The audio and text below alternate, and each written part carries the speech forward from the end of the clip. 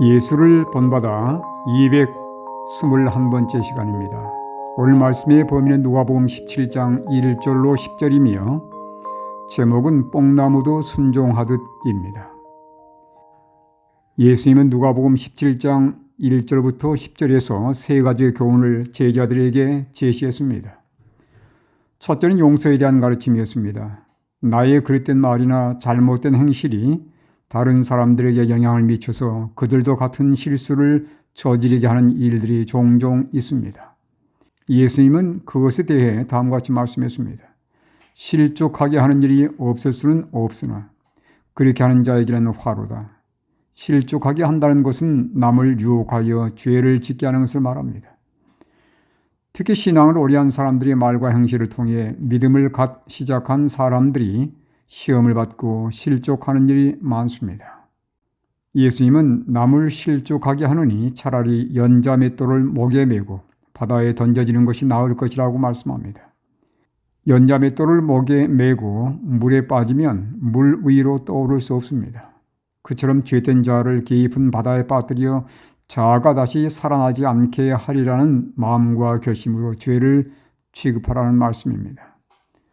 반면에 어떤 형제가 죄를 지은 것이 드러날 때 먼저 경고하고 만약 경고를 듣고 회개하면 용서하되 하루에 7번 용서를 구할지라도 모두 용서하라고 말씀합니다.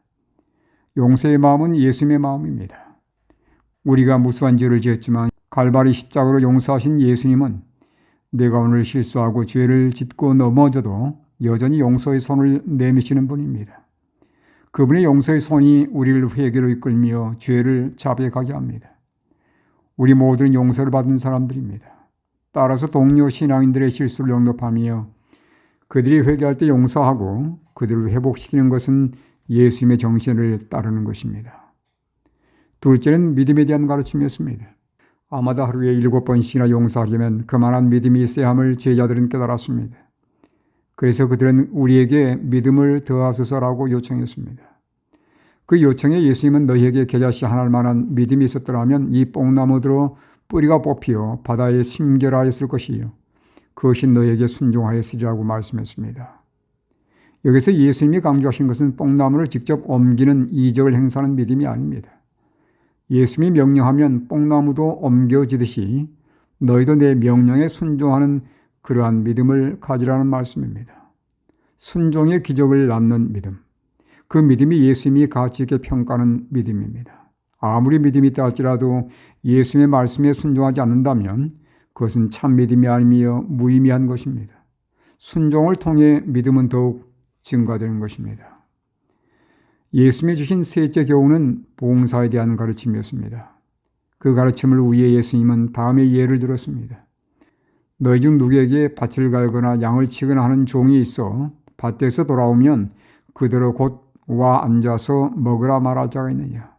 도리어 그대로 내 먹을 것을 준비하고 띠를 띠고 내가 먹고 마시는 동안에 수종 들고 너는 그 후에 먹고 마시라 하지 않겠느냐. 명한 대로 하였다고 종에게 감사하겠느냐. 이 예를 통해서 예수님이 말씀하시고자 하시는 것은 무엇이었습니까? 종으로 봉사하되 칭찬이나 대가를 바라지 말고 하나님의 종으로 불러주신 것을 감사하며 믿음으로 하나님의 명령에 순종하라는 것입니다. 내가 봉사하고 순종한 것들에 대해 칭찬이나 대가를 바라는 것은 행함의 의의를 드러내고자 하는 정신입니다. 오늘도 예수님이 주신 교훈에 따라 남에게는 관용을 나에게는 엄격함을 실천하시길 바랍니다.